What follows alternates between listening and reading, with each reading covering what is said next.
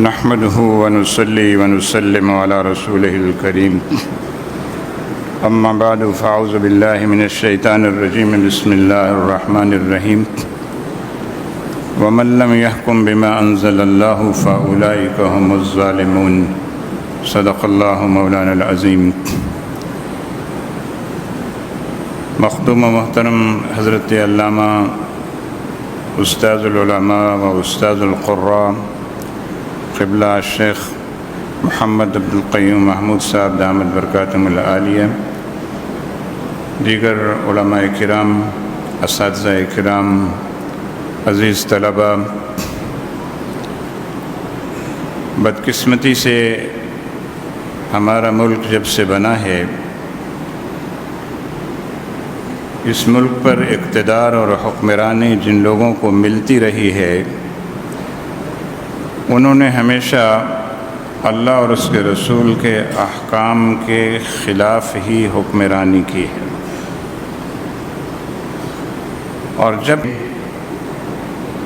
تو وہ امر بالمعروف اور نہی عن المنکر کا فریضہ ادا کرتے رہے، اور اس کے نتیجے میں حکمرانوں کی غلطیوں کی اصلاح بھی انہوں نے کی اور ان کو راہ راست پر رکھنے کے لیے اپنی پوری طاقت اور قوت کو بھی صرف کیا۔ جو کچھ اچھے کام قیام پاکستان سے لے کر اب تک ہماری کسی حکومت نے کیے ہیں، تو ان کے پیچھے علماء کرام کا ہاتھ ہے۔ حکومتوں نے کیے نہیں ہیں، علماء کرام نے ان سے کروائے ہیں، ورنہ ہماری حکومتوں کا حال تو یہ ہے کہ ہم قرض پہ چلنے والے ممالک میں شامل ہیں۔ ہماری اپنی جو پیداوار ہے ملک کی، جس سے ملک کے اخراجات پورے کیے جاتے ہیں، وہ کم ہے اور ہمارے اخراجات زیادہ ہیں۔ جب اخراجات زیادہ ہیں تو ہم ہر سال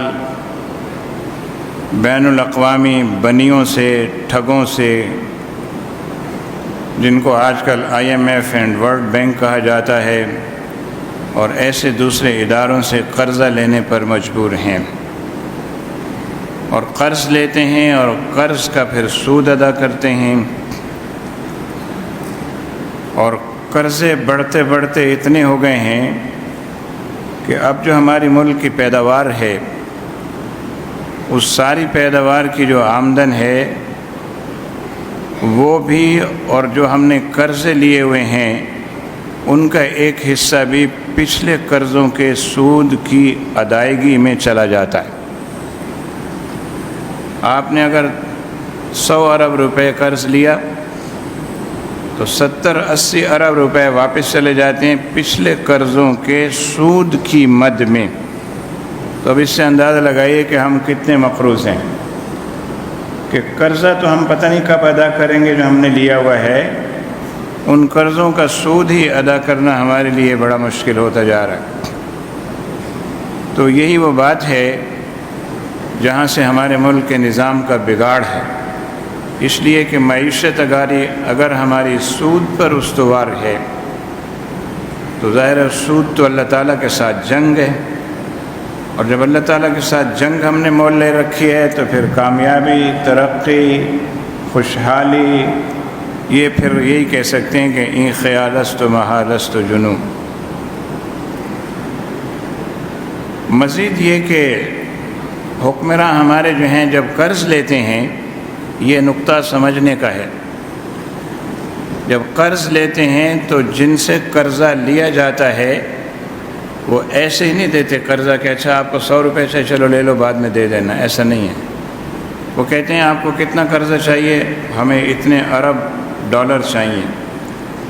کہتے ہیں یہ ادا کیسے کرو گے؟ کہنے کہ ہم کچھ کوشش کریں گے۔ انہوں نے کہا تمہاری کوشش تو ہم دیکھ چکے ہیں، پچھلے برسوں میں کچھ نہیں ہوئی۔ اب ایسا ہے کہ تم بجلی بہت سستی دے رہے ہو لوگوں کو، بجلی میں اتنے پیسے ہر ایک کے یونٹس پر اضافہ کرو تو تمہاری کچھ آمدن بڑھے گی، جب آمدن بڑھے گی تو پھر تم ہمارا کچھ قرضہ اتار سکو گے۔ اسی طرح سے اس کے ساتھ ساتھ یہ بھی کہا جاتا ہے کہ ایک طرف تو آپ ہم سے قرضہ لے کے حکومت چلاتے ہو، اور دوسری طرف جو حکومت کا نظام ہے وہ تم کہتے ہو ہم اپنا لے کے آئیں گے قرآن و سنت والا۔ تو اگر تو تم نے قرآن و سنت والا نظام قائم کرنا ہے تو پھر ہمارے پچھلے قرضے بھی واپس کرو اور مزید قرضہ بھی نہیں ملے گا۔ نیا قرضہ لینے کے لیے وہ پھر شرائط عائد کرتے ہیں، اور ان شرائط میں یہ ہے کہ آپ کے ہاں طرز حکمرانی وہ ہوگا جو ہم بتائیں گے۔ طرز حکمرانی جب وہ بتاتے ہیں تو اس میں سب سے پہلے مذہب کو نفی کرتے ہیں کہ مذہبی امور اور معاملات تمہارے یہاں بہت آگے بڑھے ہوئے ہیں، ان کو کم سے کم کرنا ہے، منیمائز کرنا ہے۔ اگر ان کو کم سے کم کرو گے، مذہبی لوگوں کا عمل دخل سیاست میں، اقتدار میں، حکومت میں، معاشرے میں اگر کم کرو گے تو قرضہ ملے گا، اور نہیں کرو گے تو پھر مزید قرضہ ورضہ نہیں ملے گا۔ تو ابھی حال ہی میں ہم نے IMF سے ایک بڑا قرضہ لیا ہے، اور بہت لمبی چوڑی میٹنگز کے بعد لیا ہے۔ اس میں جو شرائط آئی ہیں یہ پہلے بھی آتی رہی ہیں، اور کچھ نافذ ہو گئیں، کچھ باقی تھیں۔ ان میں سے ایک شرط جس کا ہمیشہ تقاضا کیا جاتا ہے وہ یہ ہے کہ آپ کے آئین میں جتنی دفعات اسلامی ہیں ان کو نکالو، اور ان کی جگہ جمہوری اور ہماری بتائی ہوئی دفعات جو ہیں جو ہمارے ملکوں میں چلتی ہیں ان کو نافذ کرو۔ ان میں سے آپ نے دیکھا کہ ہمارے ہاں ایک قانون بنا جس کو ٹرانسجینڈر ایکٹ کہتے ہیں، اس پر میں پہلے گفتگو کر چکا ہوں آپ حضرات کے سامنے۔ ٹرانسجینڈر ایکٹ بنا تو بظاہر اس کا جو عنوان تھا وہ کیا تھا؟ یہ جو سڑکوں پہ، چوکوں میں، چوراہوں میں خوبصورت لباس پہن کے ہیجڑے کھڑے ہوتے ہیں، خسرے کھڑے ہوتے ہیں، یہ ان کے حقوق کا قانون ہے تاکہ ان کو بھی معاشرے میں عزت دی جائے، مقام دیا جائے، اور یہ مانگنے والا کام نہ کریں۔ بظاہر اس کا عنوان یہ تھا۔ تو جو ہمارے سیدھے سادے لوگ تھے انہوں نے کہا اس میں تو کوئی حرج کی بات نہیں ہے، اچھا ہے۔ اور ابھی دشواری کی بات یہ ہے کہ ہمارے جتنے بھی قومی اسمبلی کے ممبران ہوتے ہیں وہ یا تو اندھے بہرے گونگے ہوتے ہیں، سمن بکمن عمیون، یا بن جاتے ہیں، یا پھر ان کو پیسہ درکار ہوتا ہے، ان سے کسی چیز پہ بھی ٹھپا لگوا لو، دستخط کروا لو۔ تو جب ٹرانسجینڈر ایکٹ آیا تو ہمارے جو اسمبلیوں کے اراکین تھے، سمجھدار، پڑھے لکھے، بڑے ہوشیار، دھواں دار تقریریں کرنے والے، ان سب نے کہا کہ کوئی حرج کی بات نہیں، اس میں تو قانون میں کوئی ایسے نہیں، پاس کر دو اس کو۔ انہوں نے پاس کر دیا کیونکہ یہ حکم تھا وہاں سے۔ تو جب وہ پاس کر دیا تو پاس کرنے کے بعد اس کو نافذ کرنے کے لیے جب قواعد و ضوابط بنے تو ان قواعد و ضوابط میں صاف طور پہ یہ بات عیاں ہو گئی کہ یہ جو روڈ پہ کھڑے ہوئے ہیں یہ ان کے لیے قانون نہیں ہے، بلکہ یہ قانون تو اس لیے ہے کہ اگر کوئی شخص خود اپنی جنس تبدیل کرنا چاہے تو اسے اس کا اختیار ہے، وہ ٹرانسجینڈر بن سکتا ہے۔ اور اپنی جنس کیسے تبدیل کرنا چاہے؟ وہ نادرا میں جا کے کہے، درخواست دے کہ میں مرد ہوں لیکن گزشتہ روز سے میں یہ محسوس کر رہا ہوں کہ نہیں میں عورت ہوں، اس لیے میرا مرد والا جو شناختی کارڈ ہے وہ سرنڈر کیا جائے، جس پہ میرا نام فرض کیجیے عبد الرحمن لکھا ہوا ہے، اور اب مجھے وہ شناختی کارڈ جاری کیا جائے جس پہ بشرا بی بی لکھا ہوا ہو مثلاً۔ تو اب میں اب عورت ہوں تو ٹھیک ہے آپ عورت ہیں، کوئی طبی حوالے سے جنسی تبدیلی کروانے کی بھی ضرورت نہیں ہے اس قانون میں۔ پہلے کچھ لوگ ایسا کرتے تھے کہ ڈاکٹروں کے پاس جاتے تھے، کہتے تھے میں محسوس کر رہا ہوں میرے اندر نسوانی خصوصیات بڑھ رہی ہیں، میرا ٹیسٹ کرو، معائنہ کرو۔ ایسا تو نہیں کہ میں مرد سے عورت بن رہا ہوں، اور ڈاکٹر چیک کر کے اگر کہتے کہ واقعی تمہارے اندر تبدیلی آ رہی ہے، اب تمہاری مرضی ہے اس تبدیلی کو روک دو یا عورت بننا چاہو، تو وہ اگر کہتا کہ نہیں پھر اچھا مجھے عورت ہی بنا دو، تو اس کے اعضاء جو ہیں چیر پھاڑ کر کے کاٹ کے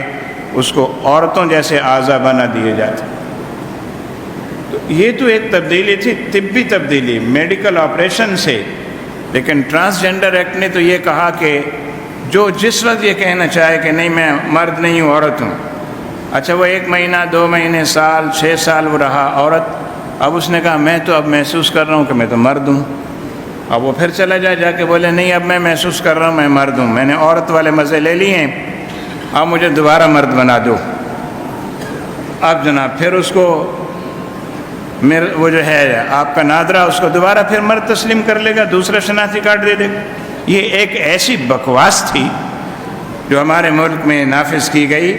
اوپر سے اس حکم کے تحت جس میں یہ کہا گیا کہ پاکستان میں ٹرانسجنڈر کی اجازت نہیں ہے، کیونکہ شرعاً اجازت نہیں ہے، تو اس کی اجازت نہیں ہے تو اس کی اجازت دو، جو لوگ مردوں سے عورت، عورتوں سے مرد بننا چاہتے ہیں بن جائیں۔ تو یہ بھی ہمارے جو قرضے ہیں نا ان کی شرائط میں سے یہ بات تھی، قرضہ ملے گا لیکن یہ کام تم نے کر کے دکھانا ہے، تو انہوں نے کر کے دکھایا۔ پھر ایک اور قانون ابھی پاس تو نہیں ہوا، کئی دفعہ اسمبلیوں میں آ چکا ہے لیکن ہمت نہیں ہوئی اس کو پاس کرنے کی۔ کوشش یہ ہے کہ کسی اور قانون کے اندر لپیٹ کے اس کو پاس کر دیا جائے، کیونکہ اس کے پاس کرانے کے لیے بھی دباؤ ہے، اور وہ ہے کہ ہم جنس پرستی کا قانون۔ تو اس ہم جنس پرستی کے قانون کے لیے اسرائیل نے سب سے پہلے اقوام متحدہ میں یہ آواز اٹھائی، اور اس نے کہا کہ پاکستان ایک ایسا ملک ہے کہ جس کے اندر ہم جنس پرستی کو جرم قرار دیا گیا ہے، تو اس کو جرائم کی فہرست سے نکالا جائے، لوگوں کو آزادی دی جائے۔ اسرائیل کی اس منسٹر کا کلپ تقریر کا یہ میرے موبائل میں موجود ہے، اس پر وہاں یہ بات طے ہوئی کہ پاکستانی مندوب سے کہو، وہ اپنی حکومت سے کہے۔ جو ہمارا پاکستانی مندوب وہاں بیٹھا ہوا تھا اس سے کہا گیا، اس نے حکومت پاکستان سے کہا جی وہاں سے یہ مطالبہ آیا، انہوں نے کہا اچھا ابا جی یہ فرما رہے ہیں کہ ایسا کرنا ہے، پھر تو کرنا ہی پڑے گا۔ تو ہمارے حکمرانوں کے ابا جی جو ہیں وہ ادھر کہیں بیٹھے ہوئے باہر، تو جہاں سے جو بھیجتے ہیں حکم پھر اس کو نافذ کرنا ہوتا ہے۔ تو یہاں پر ایک قانون تیار کیا گیا اور اس کو ہم جنس پرستی کا قانون کہا گیا۔ اس کے بارے میں اخبارات میں بہت کچھ لکھا گیا اور چھپا، سوشل میڈیا پہ بھی بہت ساری چیزیں وائرل ہوئیں۔ قانون بن کے تیار ہے عمران خان کے دور سے، اور کسی وقت بھی اس کو اسمبلی میں لایا جا سکتا ہے، لیکن ظاہر ہے اعلانیہ نہیں لا سکتے، جیسے ٹرانسجنڈر کو لپیٹ کے لائے تھے کہ یہ ہجڑوں کے لیے بنا رہے ہیں، اور بن گیا وہ ان سب کے لیے جو بھی ہجڑا بننا چاہے یا ان جیسا بننا چاہے۔ اب جو نئی چیز سامنے آئی وہ یہ کہ عمران خان کے دور میں ہی یہ قانون بھی بنا، تیار کیا گیا، اس کا مسودہ ڈرافٹنگ کی گئی اس کی، کہ یہاں پر جو ہے پاکستان کے اندر کچھ زیادتیاں ہیں، کچھ ظلم ہیں عوام کی آزادی کو سلب کرنے والی، تو ان میں سے ایک یہ ہے کہ یہاں انتہا پسندی بہت ہے، مذہبی انتہا پسندی۔ تو اس مذہبی انتہا پسندی کو ختم کیا جائے، یہ IMF کی شرائط میں بھی ہے، ورلڈ بینک کی شرائط میں بھی ہے، اور یہ وہاں سے باہر سے جو ہمارے آقا ہیں ان کی طرف سے مسلسل مطالبہ ہوتا رہتا ہے۔ اور یہ بھی مطالبہ ہمیشہ ہوتا ہے کہ آئین میں ہمارے جو ختم نبوت کے تحفظ کے لیے دفعات ہیں ان کو بھی نکالا جائے، اور یہ قادیانی مطالبہ کرتے رہتے ہیں، اور اپنے بڑوں سے، امریکہ سے، یورپین یونین سے وغیرہ وغیرہ سے یہ مطالبہ کرواتے رہتے ہیں۔ اور دوسرے ناموس رسالت کے تحفظ کے لیے آئین میں جو 295C اور 298ABC ہے اس کو بھی آئین سے نکالا جائے، تاکہ لوگ آزاد ہوں، اور یہ جو آپ نے مذہبی لوگوں کو سر پہ بٹھا رکھا ہے ان کا اثر و رسوخ کم ہو جائے، قادیانی بڑھیں، ختم نبوت کا جو عقیدہ ہے اس کے تحفظ کا قانون ختم ہو جائے۔ اب آپ دیکھیں اس وقت قانون ہے تو اس کا فائدہ یہ ہے کہ آپ درخواست دیتے ہیں، پریشر بلڈ اپ کرتے ہیں، فلاں علاقے کا قادیانیوں نے اپنی عبادت گاہ کو مسجد ایسا بنا لیا ہے، آئین میں لکھا ہے وہ بنا نہیں سکتے، تو آپ کہتے ہیں کہ اس کو ختم کیا جائے۔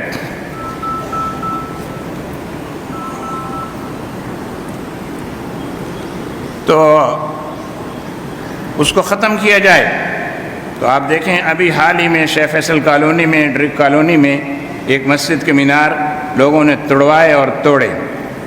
اور اس کی عبادت گاہ کی حیثیت ختم کی، اس کے محراب کو ختم کیا۔ آج صبح سانگڑ سے ایک دوست نے فون کیا، پچھلے ہفتے ہم سانگڑ گئے ہوئے تھے، تو انہوں نے ہمیں بتایا تھا کہ یہاں ختم نبوت کے حوالے سے مہم چل رہی ہے اور یہاں بھی لوگوں نے ایک مسجد بنائی ہے قادیانیوں نے۔ تو ہم نے درخواست دی ہے افسران کو کہ بھئی ان کی اس مسجد کو، مسجد کا درجہ جو ہے وہ آئین کے مطابق نہیں مل سکتا، اس کو ختم کیا جائے، لیکن کہنے لگے ہماری سنوائی نہیں ہو رہی۔ تو آج صبح فون آیا وہ سانگڑ والی مسجد کے بھی مینار توڑ دیے گئے ہیں اور محراب کو توڑ دیا ہے۔ تو یہ قانون میں، آئین میں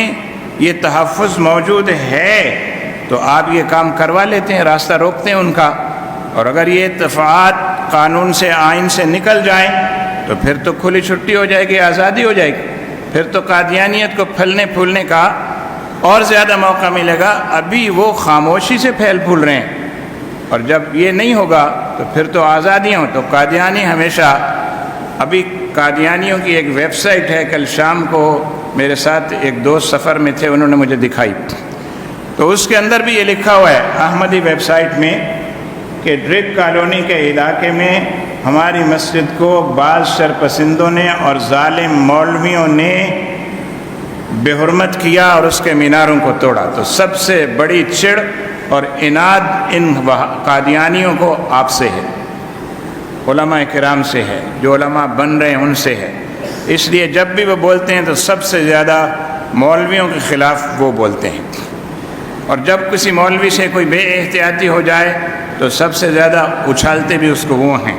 تاکہ مذہب کو بدنام کیا جائے، مولوی کو بدنام کیا جائے، اور اس سے ہمیں کسی طرح چھٹکارا ملے، ہمارا راستہ آسان ہو۔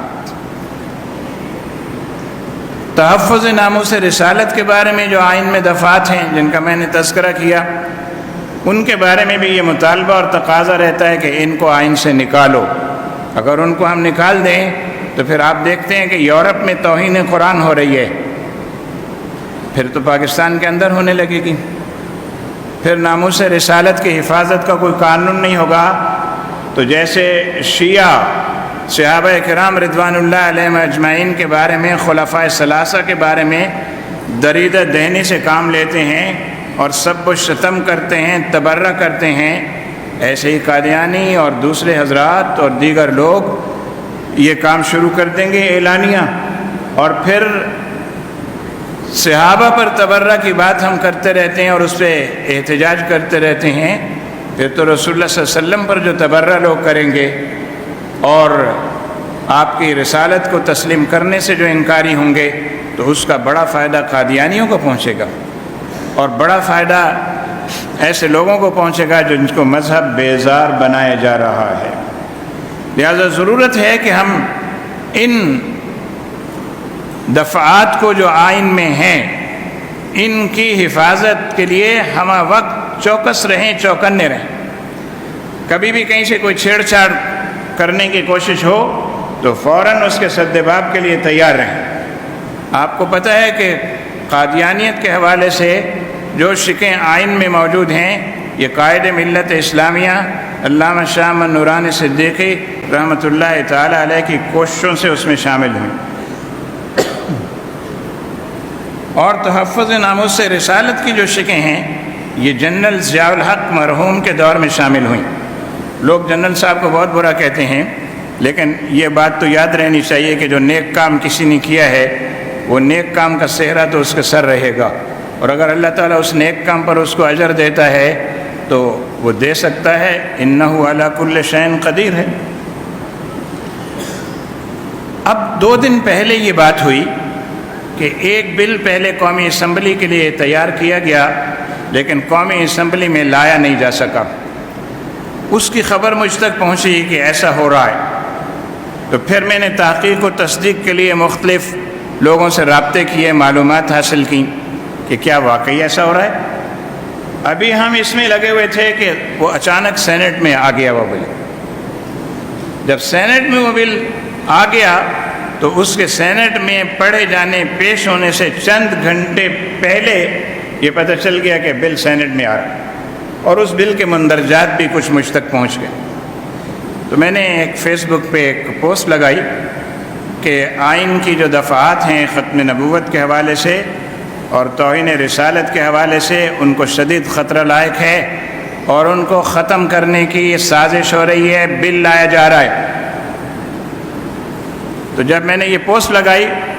تو الحمدللہ وہ وائرل ہوئی اور پورے ملک میں وائرل ہوئی، اور بڑی تیزی کے ساتھ ایک دن کے اندر اندر وائرل ہوئی، اور اس کے نتیجے میں ایک احتجاجی کیفیت ملک میں پیدا ہونا شروع ہو گئی۔ بعض ہمارے اپنے دوستوں نے بھی اور بعض انجانے میں لوگوں نے بھی فون کر کے میسج کر کے کہا کہ یہ جو بل آ رہا ہے اس میں تو توہین رسالت کے حوالے سے کوئی ایسی بات نہیں ہے، اور اس میں تو ختم نبوت کے حوالے سے کوئی مسئلہ نہیں ہے، یہ تو کچھ اور بل ہے، اور آپ کہہ رہے ہیں کہ ان چیزوں کو خطرہ ہے۔ تو میں نے کہا اچھا، وقت بتائے گا کہ جو ہم کہہ رہے ہیں وہ صحیح ہے یا نہیں ہے۔ چنانچہ اس پوسٹ کے بعد جب احتجاج بلڈ اپ ہونا شروع ہوا، بیانات آنے لگے، اور یہ بھی خبر چل گئی کہ تحریک لبیک نے فیصلہ کیا ہے کہ فوری طور پر ایک پرزور احتجاج منظم کیا جائے گا، کال کا انتظار کرو۔ تو کان کھڑے ہو گئے۔ سینٹ میں بل پیش ہوا۔ جب بل پیش ہوا تو اسی کے ساتھ ہی خود پیپلز پارٹی کے بعض سینیٹرز اور پی ڈی ایم کی دوسری جماعتوں کے بعض سینیٹرز کھڑے ہو گئے۔ انہوں نے کہا خدا کا خوف کرو، یہ کیسا بل لے کے آ رہے ہو، ہمیں مروانا چاہتے ہو مولویوں سے۔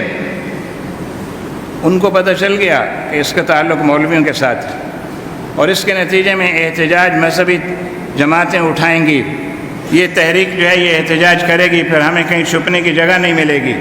لیکن افسوس ہے ہمارے اپنے بعض لوگوں کو اس کا ادراک نہیں ہو سکا، اور وہ یہی سمجھتے رہے کہ اس بل کا جو ہے ہمارے اس معاملات سے کوئی تعلق نہیں ہے۔ تو وہ بل کی کاپی یہ میں نے حاصل کی سینٹ پاکستان سے، اور میں نے اس کو پرنٹ نکالا۔ اس کی صرف ایک شک جو ہے جس نے مجھے بہت زیادہ اس طرح متوجہ کیا، تو میں نے اس کے خلاف کام کرنے کا سوچا۔ لکھتے ہیں کہ پرووکیشن آف ریلیجیس اور sectarian strife of hatred associated with violence اور calls for violence and the use of any religious practice causing a threat to security. اس کا مطلب یہ ہوتا ہے کہ کوئی بھی مذہبی اجتماع، کوئی بھی مذہبی لوگوں کی ایسی سوچ اور فکر، کوئی بھی مذہبی لوگوں کی ایسی کارروائی جس سے لوگوں کے اندر انتہا پسندی یا شدت پیدا ہوتی ہو، جو کوئی شخص یہ کرے گا یا جو کوئی جماعت ایسا کوئی کام کرے گی، اس کے خلاف اس قانون کے تحت کارروائی کی جائے گی۔ اور وہ کیا ہوگی؟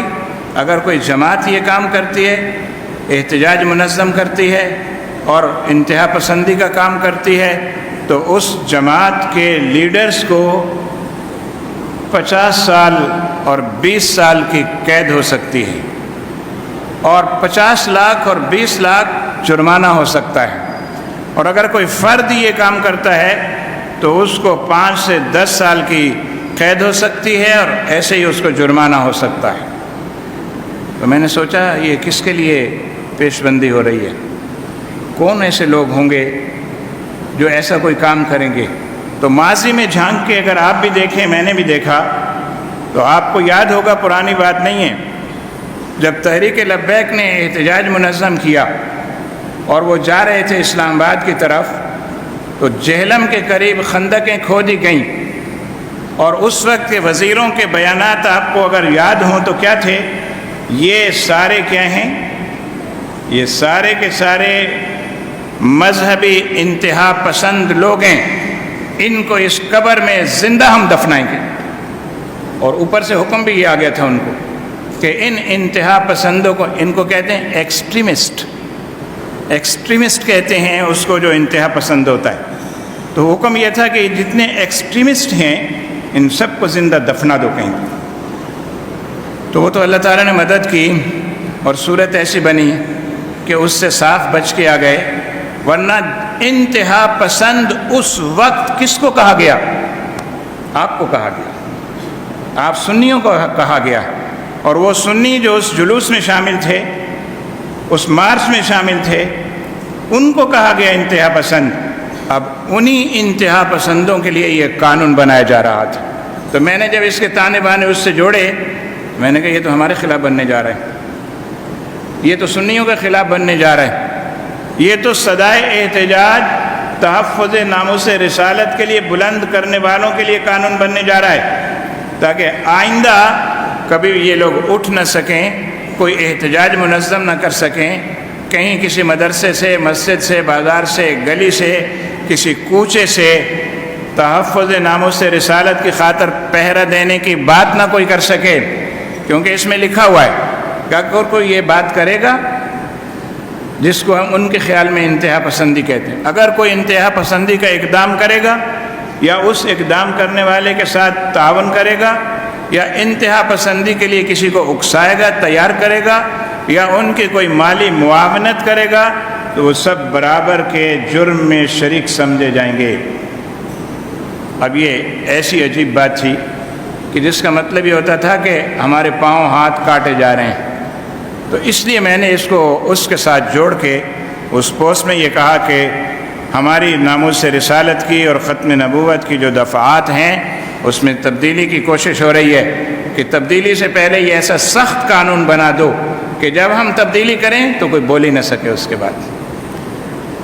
تو عزیزان محترم، پھر اس کا نتیجہ یہ ہوا کہ سینٹ میں جب یہ بل آیا تو اس کے اوپر ایک شور شرابہ ہنگامہ ہو گیا۔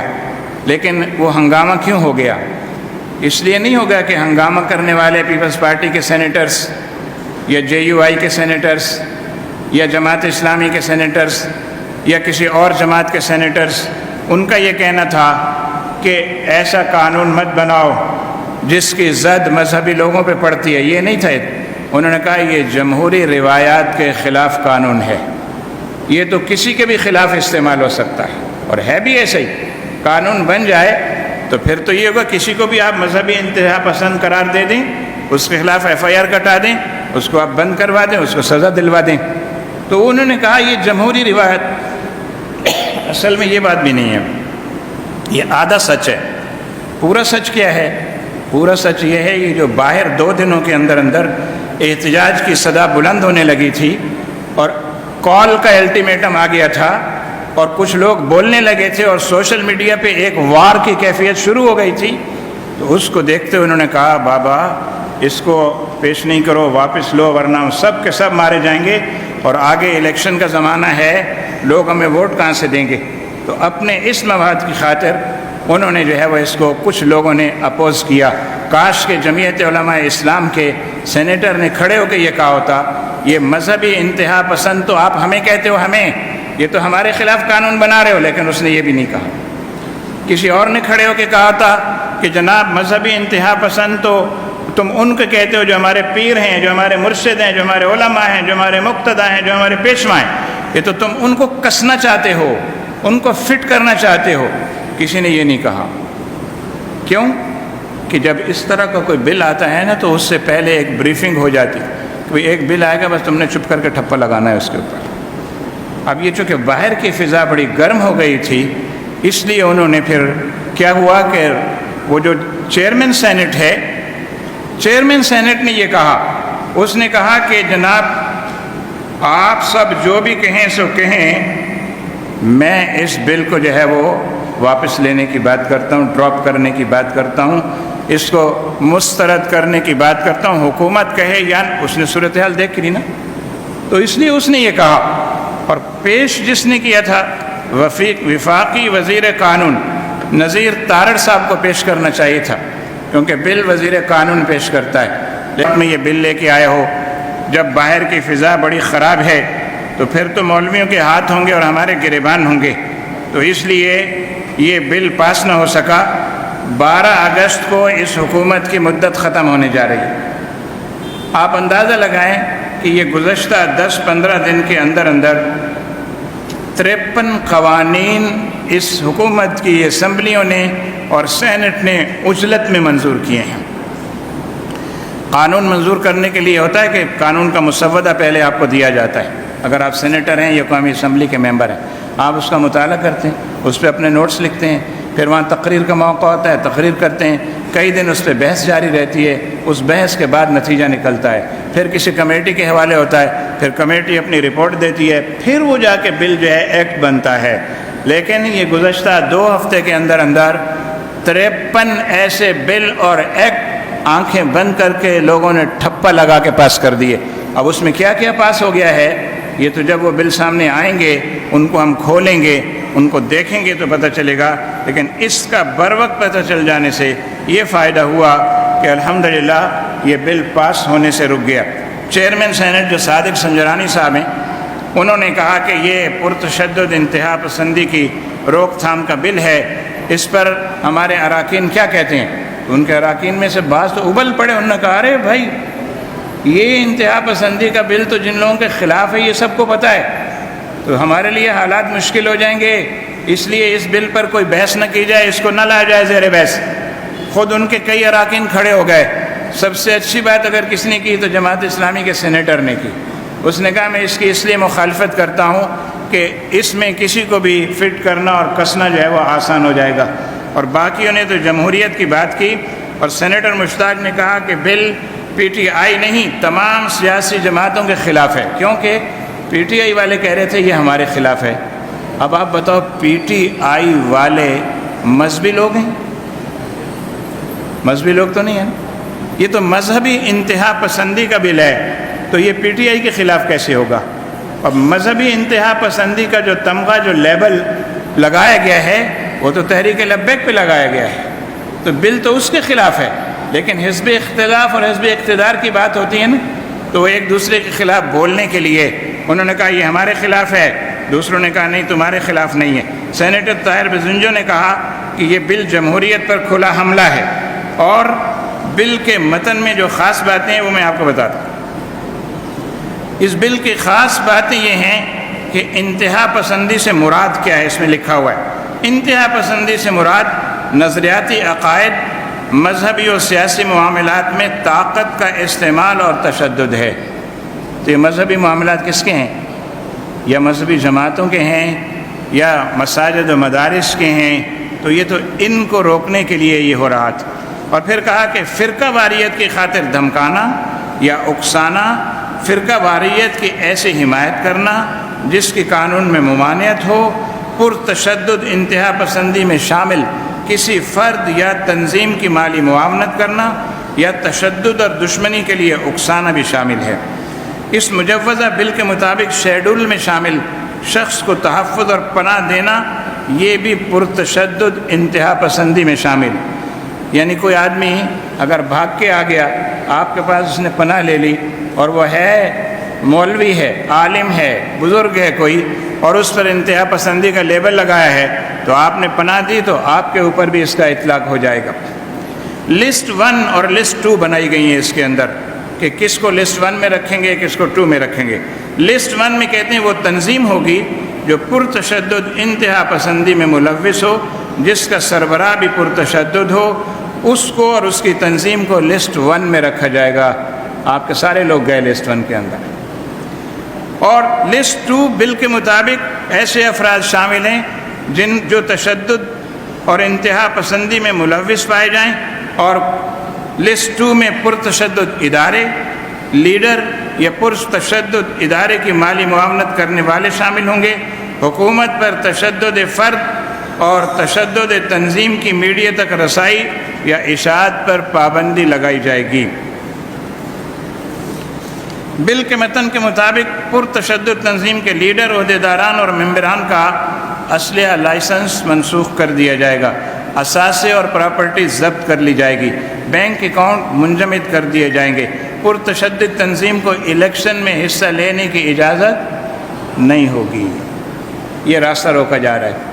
تاکہ آپ ان سے کہیں آپ تو پرتشدد مذہبی تنظیم ہے، آپ الیکشن نہیں لڑ سکتے۔ یہ وہ ایجنڈا ہے جو ایک عرصے سے پاکستان میں نافذ ہے کہ اسمبلیوں سے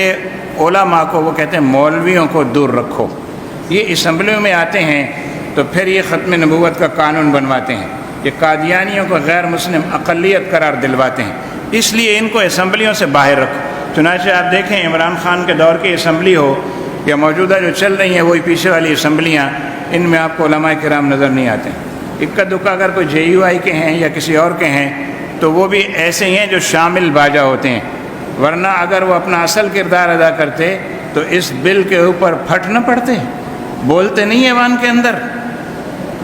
پھر اس کے اندر لکھا ہے کہ پرتشدد انتہا پسندی کے مرتکب شخص کو 3 سے 10 سال تک سزا اور 20 لاکھ روپے تک جرمانہ ہوگا، کوئی طالب علم بھی کیوں نہ پھنس جائے۔ آپ کو یاد ہوگا جو پچھلا ہمارا وہ ہوا تھا دھرنا، اس کے اندر جن لوگوں کو گرفتار کیا گیا تھا ان پر جو دفعات لگی تھیں وہ کیا تھیں جی؟ ان پر جو دفعات لگی تھی دہشت گردی کی دفعات لگی تھی، ان کو دہشت گرد قرار دیا گیا تھا۔ اب اس کی ایک بہن کھڑی کر دی ہے، اس وقت دہشت گرد کہا تھا، اب انتہا پسند کہا جائے گا اس قانون کے مطابق، اور انتہا پسندی کی آپ کے اوپر دفع لگا کے آپ کا بندوبست کیا جائے گا۔ یہ اس بل کا مقصد ہے۔ ملوث تنظیم کو 50 لاکھ روپے جرمانہ ہوگا، تنظیم تحلیل کر دی جائے گی، قانون کی خلاف ورزی کرنے والی تنظیم کو 20 لاکھ روپے تک مزید جرمانہ ہوگا، جرم ثابت ہونے پر فرد یا تنظیم کی پراپرٹی اور اثاثے ضبط کر لیے جائیں گے۔ پیپلز پارٹی کے سینیٹر شہادت آوان صاحب نے یہ بل پیش کیا سینٹ میں۔ جب بل پیش کیا تو میں نے جیسے پہلے آپ سے عرض کیا، خود پارٹی کے اپنے لوگوں کے غیظ و غضب کا نشانہ ان کو بننا پڑ گیا کہ یار تم ایسے وقت میں یہ بل لے کے آئے ہو کہ جب اسمبلی ہماری جا رہی ہے، حکومت جا رہی ہے، الیکشن ہونے والے ہیں، اب تم آخری وقت میں ہمارے ساتھ کیا کرانا چاہتے ہو۔ لیکن میں ایک بات آپ کو یاد دلا دوں، اس طرح کے کام آخر میں ہی کروائے جاتے ہیں تاکہ جانے والے انکار بھی نہ کر سکیں ہم تو جا رہے ہیں، ٹھپا لگا دو، بعد میں دیکھا جائے گا۔ اور دوسری بات یہ ہے کہ پہلے اگر کرائیں گے تو لوگ کہیں گے اس کو ہم پڑھیں گے، غور کریں گے، اب تو اجلت میں ہو جائے گا۔ 2017 میں ختم نبوت کے حلف نامے میں جو تبدیلی ہوئی تھی وہ بھی ایسے ہی ہوئی تھی۔ اجلت میں وہ بل آیا تھا، اجلت میں لوگوں نے پڑھا نہیں، پاس کر دیا، بعد میں جب لوگوں نے پوائنٹ آؤٹ کیا تو تب انہوں نے کہا کہ ہم بھی شریک تو تھے اس کے پاس کرنے میں، لیکن ہم سمجھ ہی نہیں سکے کہ اس سے یہ معاملہ بھی کھڑا ہو جائے گا۔ تو ایسے ہی اس بل میں اصلاً نقصان پہنچانا مقصود ہے تحفظ ختم نبوت کو اور ناموس رسالت کے کاز کو اور مشن کو، اور اس کا عنوان جو انہوں نے رکھا ہے وہ ہے انتہا پسندی کے خلاف بل۔ اب وہ کہہ سکتے نہیں، آپ سے ہم نہیں کہہ رہے آپ انتہا پسند ہو، تو پھر کون ہے انتہا پسند؟ آپ تو پچھلی حکومت کے دور میں کلیئرلی لاؤڈلی آپ کہہ چکے ہو یہ سارے لوگ انتہا پسند ہیں، ان کو غرق دریا کر دو یا زندہ ان کو قبرستانوں کے اندر دفن کر دو۔ حضرات محترم، جن لوگوں نے اس کو سمجھا انہوں نے بھی اپنے رد عمل کا اظہار کیا، جنہوں نے نہیں سمجھا تھا پوسٹ پر انہوں نے بھی اپنے رد عمل کا اظہار کیا۔ پھر میں نے دوسری پوسٹ لگائی ہے، میں نے کہا کہ اس پر APC بلانی چاہیے، تمام مذہبی جماعتوں کو اپنی مشترکہ میٹنگ کال کر کے اس کے خلاف احتجاج کرنا چاہیے کہ اس کے بعد اگلا قدم یہ ہوگا کہ تحفظ ناموس رسالت اور ختم نبوت کے جو قوانین ہیں، جو شکیں ہیں، وہ ساری نکال دیں گے اور آپ کو احتجاج کرنے کا حق بھی نہیں ہوگا۔ تو جنہوں نے سمجھا انہوں نے کیا کیا، لاہور میں یہ لوگ جمع ہوئے اور انہوں نے یہ ایک اعلامیہ جاری کیا، اس کے کچھ حصے میں آپ کو پڑھ کے سناتا ہوں۔ انہوں نے کہا کہ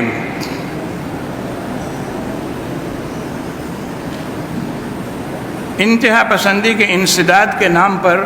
قانون سازی کے ذریعے توہین رسالت کی دفعہ 295C کو غیر مؤسس کرنے کی یہ سازش ہے۔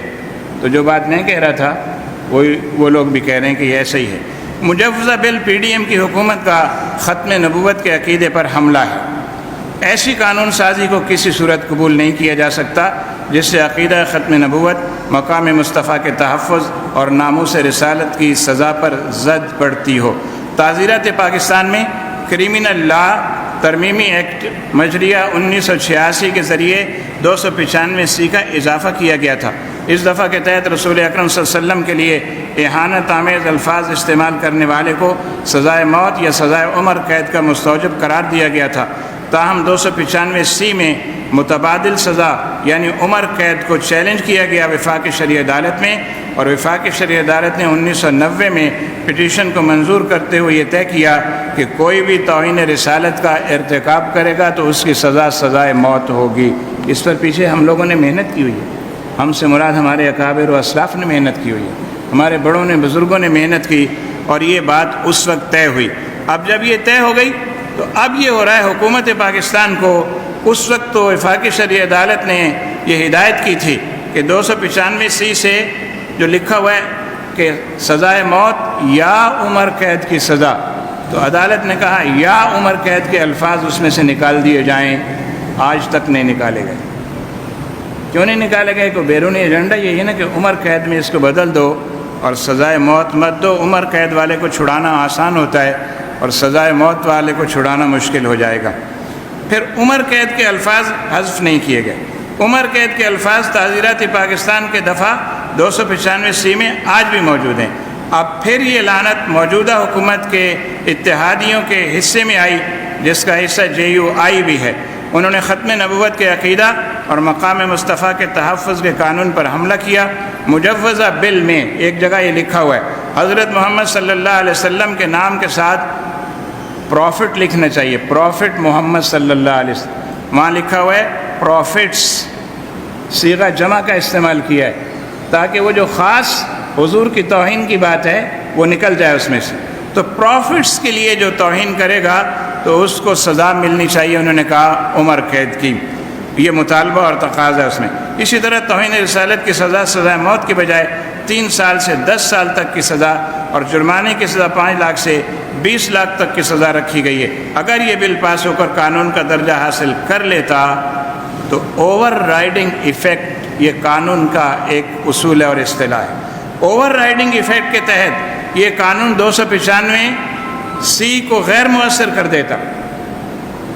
کیونکہ وہاں آپ تسلیم کر کے آئیں اس قانون میں، اب جب ادھر آتے تو کہتے یہ تو پہلے طے ہو چکا ہے کہ سزائے موت نہیں ہوگی، لہٰذا یہ کہ عمر قید میں بدل دیں، کچھ عرصے کی سزا دے دیں، یہ ہو جاتا۔ اگر یہ بل پاس ہو کر قانون کا درجہ حاصل کر لیتا تو اوور رائڈنگ ایفیکٹ کے اصول کے تحت یہ قانون 295C کو غیر مؤثر کر دیتا۔ مجوزہ بل ختم نبوت اور توہین رسالت کی سزا میں تخفیف کے علاوہ بھی قابل اعتراض ہے، کیونکہ اس بل کے ذریعے بنیادی حقوق کو پامال کرنے کی بھی اجازت دی گئی ہے۔ مجوزہ بل اسلام دشمن ہونے کے ساتھ ساتھ بنیادی حقوق اور جمہوریت کش بھی ہے، لیکن افسوس اس بات پر ہے کہ سینٹ میں مذہبی جماعتوں کے نمائندوں نے بنیادی حقوق اور جمہوریت کش ہونے کے تناظر میں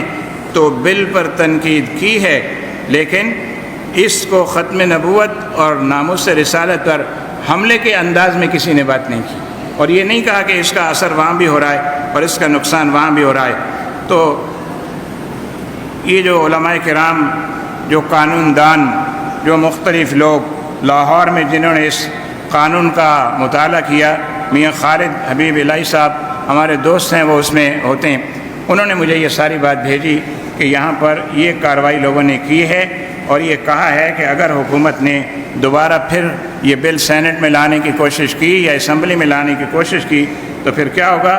تحریک چلے گی، زوردار چلے گی، اور ہم انشاءاللہ العزیز یہ ایسا قانون کبھی پاس ہونے نہیں دیں گے جس میں بظاہر تو یہ ہو کہ انتہا پسندی کو ختم کرنے کے لیے یہ قانون ہے، لیکن حقیقتاً یہ قانون کیا ہوگا؟ ہمیں انتہا پسند قرار دے کر ہمارے راستے میں گڑھے کھودے جائیں گے۔ پہلے گڑھے کھودے گئے تھے زمین میں، اب گڑھے کھودے جا رہے ہیں ہمارے لیے قانون کے اندر، تاکہ یہ قانونی گرفت سے کہیں سے بچ نہ سکیں۔ یہ بات بھی آپ کو بتا دوں کہ کتنی تیزی سے ان 12 دنوں میں اس طرح کے قوانین پر کام ہو رہا ہے۔ آج جو قومی اسمبلی کا اجلاس ہوگا اس کا جو ایجنڈا آیا ہے اس کی ایک کاپی میرے پاس ہے۔ اس میں جو بل اجلت میں ابھی پاس کیے جائیں گے، جن کو پڑھنے کا کسی کے پاس ٹائم نہیں ہوگا، موقع بھی نہیں ہوگا، پاکستانی شہری ہوا بازی کا bill 2023، national logistic corporation bill 2023، national anti money laundering and counter financing of terrorism authority bill 2023، وفاقی عدالتی کارروائی کی خدمت کا بل 2023، صحافیوں اور میڈیا پیشہ وروں کے تحفظ کا ترمیمی bill 2023، gun and country club bill 2023، sectors H8 H11 میں قبرستانوں کی دیکھ بھال میں CDA کی مبینہ غفلت پر ایوان کی توجہ مرکوز کروانے کے لیے بل، پریس، اخبارات، نیوز ایجنسیز و کتب رجسٹریشن ترمیمی بل 2023۔ اب اتنے سارے قوانین کا پلندہ اراکین کو پہنچ چکا ہے۔ مجال ہے جو کسی نے پڑھا ہو، 500 صفحے کا ایک ایک بل کے ساتھ تھبا لگا ہوا ہوتا ہے۔ یہ ہمارے سارے انگوٹھا چھاپ، ربڑ اسٹیمپ اراکین اسمبلی، پیچھے سے ملنے والی پارٹی ہدایت کے مطابق بس انگوٹھا لگاتے ہیں، ٹھپا لگاتے ہیں، بل پاس ہو جاتا ہے اور قانون کی، آئین کی دھجیاں بکھیرتے ہیں یہ لوگ۔ لیکن افسوسناک بات یا خوش آئند بات، یہ فیصلہ آپ نے کرنا ہے۔ افسوسناک بات یا خوش آئند بات یہ ہے کہ آئندہ الیکشن میں ووٹ ہم نے پھر انہی کو دینے ہیں جنہوں نے یہ حشر کیا ہے آئین کا، قانون کا، مذہب کا۔ ہمارے وہی لیڈر ہیں۔ مجھے یاد ہے پیر قاسم مشوری صاحب رحمۃ اللہ تعالی علیہ کو لاڑکانہ سے قبلہ نورانی میاں نے ٹکٹ دیا تھا، قومی اسمبلی کا آپ الیکشن لڑیں، آپ کی حیثیت وہاں مضبوط ہے۔ تو پیر صاحب کے جو خلفاء تھے اور آپ کے جو خادمین تھے، وہ جب لوگوں کے پاس جاتے لاڑکانہ، آس پاس دیگر علاقوں میں جہاں تک قومی اسمبلی کا حلقہ تھا، تو وہاں جا کے وہ کہتے تھے کہ سائیں نے بھیجا ہے، الیکشن ہو رہے ہیں، ووٹ آپ نے سائیں کو دینا ہے۔ تو جواب کیا ملتا تھا کہ سائیں ہمارے مائی باپ ہیں، سائیں ہمارے مرشد ہیں، سائیں ہمارا سب کچھ ہے، سائیں کے لیے جان بھی حاضر ہے، لیکن سائیں کی خدمت میں عرض کرو محبتیں آپ کے ساتھ ہیں، چندہ نذرانہ آپ کو دیں گے، لیکن ووٹ جو ہے وہ PPP کو دیں گے۔ تو ایسے ہی ہمارے شہادت آوان صاحب ہیں جنہوں نے یہ بل پیش کیا۔ کل ان سے ہمارے ایک دوست کی بات ہوئی فون پر، انہوں نے کہا توبہ توبہ، میں ختم نبوت اور توہین رسالت کے بارے میں کوئی ایسا بل پیش کروں گا یا ایسی بات کروں گا؟ تو میں تو خادم ہوں آپ کا، علماء کا۔ آپ ایسے خادم ہیں کہ ہمارا راستہ روکنے کے لیے جو بل تھا آپ کے ہاتھ سے پیش کروایا گیا۔ آپ مذہبی اعتبار سے ہمارے ساتھ ہیں، سیاسی اعتبار سے اپنی جماعت کے ساتھ ہیں۔ انہوں نے آپ کی ڈیوٹی لگائی، آپ کھڑے ہو، آپ کہتے ہیں نا بابا نا، میں علماء کرام کے جوتے اٹھانے والا آدمی ہوں، میں خادم ہوں اہل سنت کا، میں مذہبی آدمی ہوں، میں یہ بل نہیں پیش کر سکتا۔ لیکن بات وہی ہے کہ ہمارا سب کچھ جو ہے پیر صاحب کے ساتھ ہے، لیکن ووٹ ہمارا جو ہے وہ PPP کے ساتھ ہے۔ تو یہی صورتحال ہمارے ایسے لوگوں کی ہوتی ہے جو بظاہر سنی ہوتے ہیں، اسمبلیوں میں، سینٹس میں ہوتے ہیں، لیکن جب بات آتی ہے مدد کی، نصرت کی، ساتھ دینے کی، ساتھ کھڑے ہونے کی، تو پھر اپنی پارٹی کے ساتھ کھڑے ہوتے ہیں، چاہے وہ کفر میں لے جائے، چاہے وہ جہنم میں لے جائے۔ اللہ تبارک و تعالیٰ ایسی تمام تر سازشوں سے ہمارے ملک کو محفوظ و مامون فرمائے، اور آئندہ بھی ایسا کوئی بل خدا نہ کرے کہ پیش ہو اور پاس ہو جائے۔ یہ بات میں آپ کو بتاتا چلوں کیونکہ میں نے یہ مناسب سمجھا کہ اپنے اساتذہ کرام کے لیے، اپنے سینئر طلباء کے لیے میں اس صورتحال کو پیش کر دوں کہ آپ کو نظر رکھنی چاہیے۔ عمران خان کے دور میں بہت سارے بل ڈرافٹ کیے گئے، اور وہ بہت سارے بل جو ڈرافٹ ہوئے وہ سارے خلاف اسلام بل ہیں، وہ ایک ایک کر کے آنے ہیں۔ ان میں سے یہ دو ایک آ گئے، ایک ٹرانسجنڈر والا آ گیا، اس کے بعد یہ ہم جنس پرستی کا آ گیا، اس کے بعد تیسرا جو ہے ابھی یہ بل آ گیا آپ کے سامنے، انتہا پسندی کو روکنے کا بل، اور ابھی پیچھے بہت سارے باقی ہیں جن کا اعتراف موجودہ حکومت کے وزیر قانون صاحب نے کیا ہے۔ انہوں نے اپنے ایک انٹرویو میں کہا، ٹی وی انٹرویو میں، کہ جناب یہ ہمارا قصور نہیں ہے، یہ تو عمران خان کے دور میں یہ بل بنے تھے۔ تو بل ان کے دور میں بنے تھے، پاس آپ کر رہے ہو، پھر بھی آپ کا کوئی قصور نہیں ہے۔ سبحان اللہ، یہ کیسی ہے دیکھیں، اس کو کہتے ہیں تعارف جاہلانہ، کہ جناب ہمارا کوئی قصور نہیں، وہ تو پیچھے والے بنا گئے، پیچھے والوں نے ڈرافٹ کیے، ان کو ابھی مہلت نہیں ملی، ہمت نہیں ہوئی، وہ لا نہیں سکے۔ آپ یہ خدمت انجام دے رہے ہو اور پھر بھی کہہ رہے ہو ہم بے قصور ہیں۔ اللہ تعالیٰ ایسے شر اور فتنے سے بچائے۔ بہت شکریہ، وما علینا الا البلاغ۔